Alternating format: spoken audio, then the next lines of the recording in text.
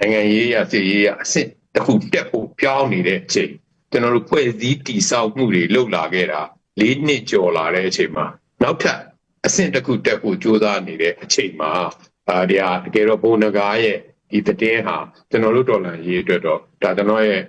ပုံကိုရေးရပြောတာပါကျွန်တော်တို့ဒေါ်လာရေးဘက်ကအားဖြစ်စေတဲ့အချိန်မှာဒီလိုအားမျိုးကိုကျွန်တော်တို့ကြည်ညာမိတာတကယ်တော့လွဲမှားတဲ့သဘောဖြစ်တယ်ဆိုတာကိုတော့ကျွန်တော်တို့ဒီနေရာမှာအစိုးရအဖွဲ့နဲ့ကိုစားကျွန်တော်တို့ဝန်ခံနေတယ်ပေါ့နော်လွဲမှားသွားတယ်တကယ်တော့တိုင်မင်ကအဲ့လိုသွားရမှာလည်းမဟုတ်ဘူးကျွန်တော်တို့ရဲ့ process ကလည်းဒီလိုသွားမှာမဟုတ်ဘူးဆိုတဲ့သဘောမျိုးတော့ကျွန်တော်တို့ဖြေကြားခြင်းပါတယ်ဘုရားဘယ်ရောက်သွားလဲလို့မေးလို့ရှိရင်တော့အချိန်တိုင်းပေါ်လာလိုက်မယ်ဒီကြားထဲမှာအဲ့တော့ဟိုအချိန်တိုင်းဖြေပေါ်မဲ့ကိစ္စကြီးကိုဘာမှစိုးရိမ်မနေနဲ့မင်္ဂလာပါခင်ဗျာတော်လန်ရေးကာလအတွင်းမှာလူမှုကွန်ရက်ပေါ်ကသတင်းမှားတွေနဲ့ဝါဒဖြန့်မှုတွေကြားမှာလမ်းပြောင်းနေတဲ့ပြည်သူတွေအတွက်ရဲဘော်နိုင်အောင်ရဲ့ရိုးသားပွင့်လင်းတဲ့ပြောစကားတွေကိုတင်ဆက်ပေးခြင်းပါတယ်ဘိုးနဂါနဲ့ပတ်သက်ပြီး NUG ရဲ့ကိုက်တွယ်ပုံတွေမြေပြင်မှာတကယ်ဖြစ်ပျက်နေတဲ့သတင်းရင်းမြစ်တွေနဲ့ဘိုးနဂါအပေါ်ထားရှိတဲ့သူ့ရဲ့ယုံကြည်ချက်တွေကိုဒီဗီဒီယိုမှာအသေးစိတ်ရှင်းလင်းထားပါတယ်ကဲအားလုံးပဲနည်းနည်းလေးတော့ပြောချင်တာပြီဆိုတော့နည်းနည်းပြောမှရမှာတော့နော်အဲ့တော့ဘာတွေပြောချင်တာလဲဆိုတော့ပြောချင်တာအများကြီးပဲလမ်းကတိတ်မကောင်းဆရာကြီးပြောချင်တာဗာလဲဆိုတော့ကလားမပြီးခင်ပမာမမြင်စေနဲ့ဆိုတဲ့စကားရှိတယ်နော်အဲ့တော့ကျွန်တော်အမြဲတမ်း live နဲ့ပြောဆိုပါကရင်နဲ့ကာကလားနဲ့ဘုံနော်ကရင်နဲ့ကာကလားနဲ့ဘုံမြောင်းနဲ့အုံဒီပမာနဲ့တနတ်ရတဲ့ကျွန်တော်အမြဲတမ်းပြောပါလိုက်လိုင်းတိတ်မကောင်းတော့နည်းနည်းပါးပါးပြောမှရမှာဆိုလိုချင်တာကအခုဝမ်းတာနေတဲ့အုပ်စုက2စုရှိတယ်ဝမ်းတာနေတဲ့အုပ်စု2စုကဝမ်းတာနေတဲ့အုပ်စု2စုကခွက်ခောက်အုပ်စုတရောင်းစားအုပ်စုရဲ့လူယုံမအုပ်စုစစ်ဘောမအုပ်စုပေါ့ဗျာခွက်ခောက်အုပ်စုနဲ့ဘောမအုပ်စုကတော့ဝမ်းတာနေတယ်နော်အဲ့တော့ဘာကိုပြောချင်တာလဲဆိုတော့တချို့ကိစ္စတွေမှာကျွန်တော်တို့ကမပြောဘူးဆိုတဲ့ကိစ္စအဲ့ဒါကြီးမပြောချင်တာဘိုးနဂါကကျွန်တော်ပြောလို့ EO 3ဖွဲ့နဲ့ချိတ်ဆက်တယ် EO 2ဖွဲ့နဲ့ဟို2023နဲ့ကသူ MOD ကခွဲထွက်မယ်လောက်ထဲကိုကကျွန်တော်တို့ကချိတ်ဆက်မှုတွေသူ့မှာသူရှိတယ်ကျွန်တော်တို့ပြောချင်တာကဘိုးနဂါဒီစစ်ကောင်းဆောင်တယောက်လို့မြင်ကြည့်လိုက်တကယ်လို့နဂါကလူယုံမှာဆိုရင်အညာကြေတာကြာသွားပြီမင်းအောင်လိုင်ကနဂါကိုအခုမှထုတ်ချိုးတာမဟုတ်ဘူးနဂါကိုလည်းအခုမှထုတ်သုံးတာမဟုတ်ဘူးတကယ်လို့နဂါကမင်းအောင်လိုင်လူဖြစ်ခဲ့မယ်ဆိုရင်ပြောပြတာအညာကြေသွားတာကြာပြီရိုးရိုးလေးစဉ်းစားနဂါကတကယ်လို့စစ်တပ်ရဲ့ဒလန်ဆိုရင်အညာကြေတာကြာသွားပြီ NUG လက်ထဲတော့စိုးမိုးမှုရောက်မှာမဟုတ်ဘူးဘာလို့မင်းအောင်လိုင်ကထိန်းချုပ်မှုလိုချင်တာလေရိုးရိုးလေးစဉ်းစားနဂါကဟိုစစ်တပ်ရဲ့လူဆိုလို့ရှိရင်ပြောပြတာလမ်းကတိတ်မကောင်းဘူးဗျာနော်အဲ့တော့ကျွန်တော်ပြောချင်တာရှင်းရှင်းလေးပါနဂါက NUG ကထုတ်သုံးလို့တတ်မယ်ဆိုလို့ရှိရင်စစ်ပွဲအောင်ဝမ်းလာကြာပြီနဂါကစစ်တပ်ကလူဆိုလို့ရှိရင်အညာကြေသွားတာကြာပြီစောက်ဖို့တွေလုပ်ပြီးတော့ပြောနေတဲ့ပုံကြီးချက်ပြီးတော့နော်အဲ့ဒါဟိုတနေ့ကလမေးကြတယ်သူ့ဘာရတာတို့ဘာလို့သေကြပြီလားပါလားဆိုသေလို့ရမလားဗျသေလို့ရမလားအဲ့ဗျ NUG အခုထိုးတယ်ဗျနှခမ်းကွဲသွားတယ်သူ့ဘာရတာဆိုရှင်ဒီရှစ်သွားတယ်ဗျနည်းနည်းတာပါဗျဒါဒီနည်းနည်းမေးစီပဲကွဲတယ်သူ့ဘာရတာတခင်တောင်းကြိုလဲဒါကြီးဖူးတော့ဂလုံးရုပ်ပေါက်တာပေါ့ဗျစစ်သားခံနိုင်ရတော့ရှိရမလားတော့ဆိုတော့ပြောချင်တာကိုဖြစ်ချင်တဲ့ဆန္ဒတွေကိုခင်ဗျားတို့ဇွတ်မတင်နဲ့စစ်ကောင်းဆောင်တယောက်လောက်တဲ့ကောင်ကအဲ့လောက်မညံ့ဘူးစစ်ကောင်းဆောင်လောက်တဲ့ကောင်တယောက်ကအဲ့လောက်မညံ့ဘူးနဂါကပလဲမှာမရှိဘူးနဂါပလဲမှာမရှိဘူးသူ့ကိုတိုက်မယ်ဆိုတာလွန်ခဲ့တဲ့6လတည်းကကျွန်တော်တို့ကမြေပြင်သတင်းရတာပြီးသား NUG MOD ရဲ့လုပ်ပုံကိုင်ပုံမှားပုံတွေလည်းတိုက်နော်တချို့ကမေးတယ်ကိုတန်းအောင် live မလို့လားကိုတန်းအောင် live ကိုတန်းအောင် live လို့ပတ်စံရှာနေကောင်မှမဟုတ်တာဒါကျွန်တော်ခက်ရိုင်းပြောတာနန်းအောင်ကဘရောမဟိုတော်လန်ရေးပုံမှာဖြစ်ဖြစ်ဒီနီးပညာပုံမှာဖြစ်ဖြစ်အမျက်ဆုံးမစားဘူးကိုချွေးနေစားနေကိုပိုင်ကိုရှာစားမယ်သူများမဟုတ်ဖို့ပေးတာယူမယ်တလောက်ပဲတော်လန်ရေးပုံမှာရိုးသားရက်တည်တယ်တလောက်ပဲကုညီနိုင်တဲ့တဲ့အရာတွေကိုအားလုံးကုညီတယ်အကြံပေးတယ်အဲ့လောက်ပဲအဲ့မှာစိုက်ခင်းရှိတယ်မစိုက်ခင်းမစိုက်ခင်းဟိုမှာတပုံကြီးစိုက်ခင်းရှိတယ်တဲ့စိုက်ခင်းရှိတယ်ချမောင်ရွက်ဟင်းတောက်မယ်ကစုံရက်ကြော်စားမယ်ရုံးပလီတီတိုးကြတိုးမယ်ဟုတ်လားငပိအချင်းလောက်ဖြစ်တယ်အဲ့တော့ပြောချင်တာဗာလဲဆိုတော့ဟိုလိုက်လွှင့်နေဆိုတဲ့နေရာမှာလဲ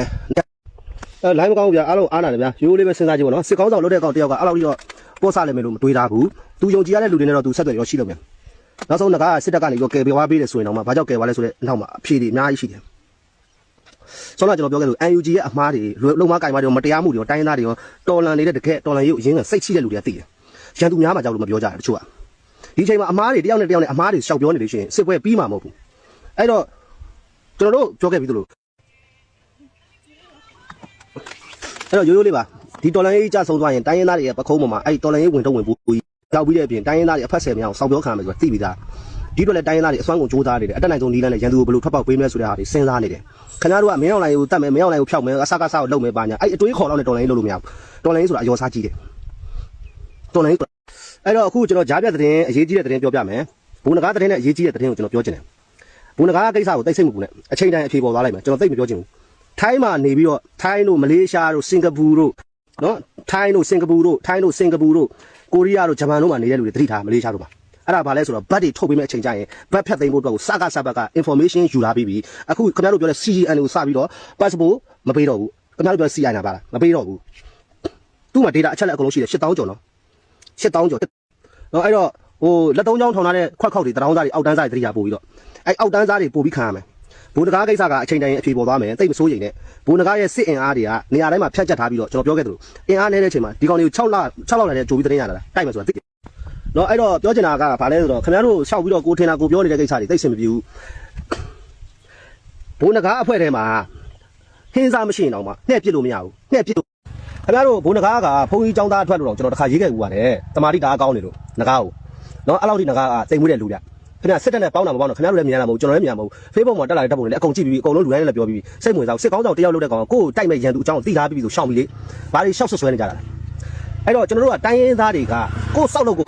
နော်အဲ့တော့ခင်ဗျားတို့တိုင်းရင်းသားတွေကခေါင်းခဲနေတယ်နော်အခုကျွန်တော်တို့ဒီဖာပုံပြူကကြာသွားရင်စကားဆုပ်ပြတ်တက်ပြီဆိုတော့သူ့ကိုတွေ့တယ်ဒီမနေ့ဆိုလေရင်နဲ့8ခေါက်ဟာဒီကော်ပတာနဲ့ကြားနေရတဲ့8ခေါက်ဘုံလဲကျဲရိတ်ခါလဲချလက်နဲ့ပို့တယ်ကတိုင်ကြီးနဲ့ကမ္ဘာမောင်းစောက်လို့တွေရှုံတာပဲအဲ့တော့ကျွန်တော်တို့ပြောချင်တာကခင်ဗျာဘိုးနဂါးဒီဗမာလူမျိုးတယောက်ဖြစ်တယ်နော်ဗမာလူမျိုးတယောက်ဖြစ်တဲ့အတွက်ဗမာအမျိုးသားလူမျိုးကြီးတက်မတော်လို့ခေါင်းစဉ်တက်ထားတယ်ပေါ့ဗျာကျွန်တော်တို့ဗမာအချင်းချင်းမညွညွတဲ့စောက်ပြဿနာကိုတိုင်းရင်းသားတွေလိုက်စဉ်းစားရင်းနဲ့တိုင်းရင်းသားအရေးမဖြစ်လာဘူးခင်ဗျာသူများကိုစောက်ပြစ်မတင်နဲ့ကိုလူမျိုးကြောင့်ကိုပြန်စဉ်းစားဖို့လိုတယ်ကျွန်တော်လည်းဗမာပြလိုင်းအဆင်မပြေဘူးနော်လိုင်းတွေလည်းမကောင်းဘူးဗီဗီယန်တွေကခံဗမာပြည်မှာနေရတာတော်လေးကိုငရဲကြတာအဲ့တော့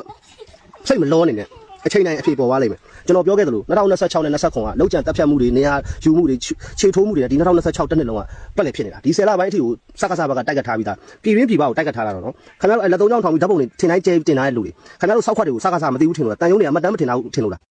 အဲ့တော့ line တွေကတိတ်မရတဲ့ခါကျတော့စကားတွေပြောချင်တဲ့အချက်လက်တွေအများကြီးရှိတယ်ကျွန်တော်ရှိမှာကျွန်တော်တိတ်စကားတွေအများကြီးပြောချင်တာနော်အဲ့တော့တချို့ like တင်နေတဲ့ကောင်တွေကြည့်တယ်ဘာတွေပြောလို့ပြောမှမသိဘူးဟိုမင်းအောင်လိုင်းပဲမနေ့ဖန်ပဲတပတ်ခါပဲသေပေးရတော့မလို့မင်းအောင်လိုင်းကို short မတွက်ကြနဲ့အခုဆောင်းတော့ပြောတဲ့ဒီငကားကိစ္စကအချိန်တိုင်းအဖြေပေါ်သွားလိမ့်မယ်စကားစားကလည်းထုံမချိုးရဲဘူးနော်